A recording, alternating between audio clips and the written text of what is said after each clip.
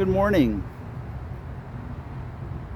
Several years ago, I used to work with a group that kind of did community cleanups. We would help homeowners with simple repairs, cut the grass, clean up alley trash, trim bushes, clean up sticks, just kind of help people that couldn't. Adopt a Block, the name of the program. I was in Adopt a Block in St. Pete. It was in one of the poorer areas of our county. And they would set up a table and they would have different supplies that people would need. Food, hygiene kits, trying to think what else, but it's simple things that households, homeowners, single moms, diapers, I shouldn't say single moms and parents would need. And you could sign up to come out and help. This one day, I was with a lady I'd met, Hattie Williams. Miss Williams, she was absolutely fantastic. She only stood about 5 foot tall. And this was a black community that we were in. Hattie Williams was a black lady. And she introduced herself. I'm Pastor Chris. How are you, ma'am? She said, "Hi, I'm Hattie Williams. I'm 86 years old and I only got one breast. Praise be to God." I said, "Yes, ma'am." And she was a spitfire. So I walked around with her. And we came to this one house, and we were told this is a drug dealer house. Fine. Lady that lived there let these people stay there, and there'd been some debris and grass needed to be cut. And there were, I forget, three. There's 2, 3, 4 people sitting on the front porch. And as we walk up to this house, Miss Williams sees this display on a telephone pole next to the house. And it's a bunch of liquor bottles and other stuff to whoever, somebody. And she looks at that, and she looks at them 3 boys on the porch, and she said, "What's this?" "Oh, that's for our friend." "What?"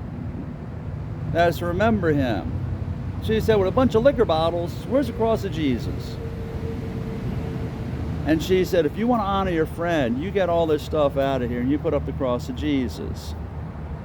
You do not honor anybody with a bunch of liquor bottles." And she starts taking these boys to task. And she's like, "Do you hear me?" And what they did is they sat up straight, they looked at her, and they're saying, "Yes, ma'am." And she said, "I'm going around this block. When I come back here, I better see these liquor bottles gone. I want to see the cross of Jesus here." And they're like, "Yes, ma'am. Yes, ma'am."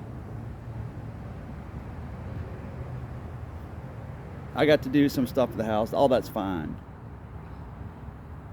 But what made me think of this story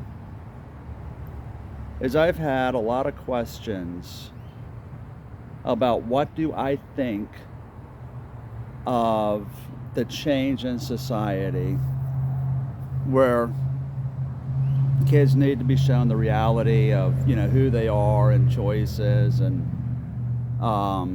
you have transvestites and transsexuals and sexualizing kids. What do I think of this? The reason I relate that story about Miss Williams is it reminds me, when I was asked this question, about a verse in Scripture, Proverbs 22:6. Proverbs 22:6 says, "Start children off on the way they should go, and even when they are old, they will not turn from it." When you dig down into this, some people read this as a promise. Book of Proverbs is a book of wisdom. You look at it like in the original Hebrew, and this was not really so much a promise as a warning. The warning being, train them up. or they will turn from it. If you let the kids do what they want to, or you let other people raise your children for you, that's what they're going to remember. See, these men that were there that Miss Williams was talking to, I don't know how old they were, 20s, 30s.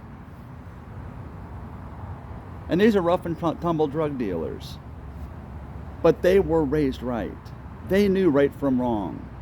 They knew the respect for their elders, and especially for the older women. And they remembered, because they sat up, they looked at her, they paid attention to her, they gave her their attention, and they treated her with respect. Yes, ma'am. Yes, ma'am. I will, ma'am.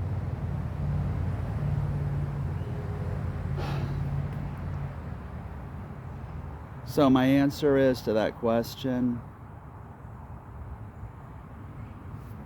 what God said. Train up, well, King James, train up a child in a way that is right. What does it say here? Start children off. Start children off on the way they should go. So don't give this responsibility to others, be it the school, be it neighbors and friends, be it themselves. God gave us an awesome, awesome privilege.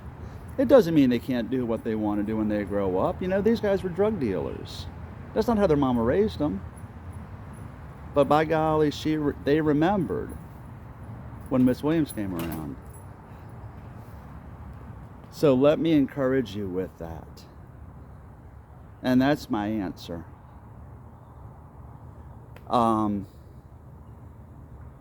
Little bit of passion. Guys, I'm Pastor Chris Ireland. Thanks for joining me on another poolside chat. Day late, last 2 days I've been up in Tallahassee. I didn't even tell you that.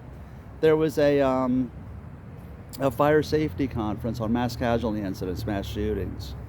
It was a review of what had happened, and a review and best practices on how we as chaplains should integrate and help if and when another incident like this ever occurs. So thanks for indulging me.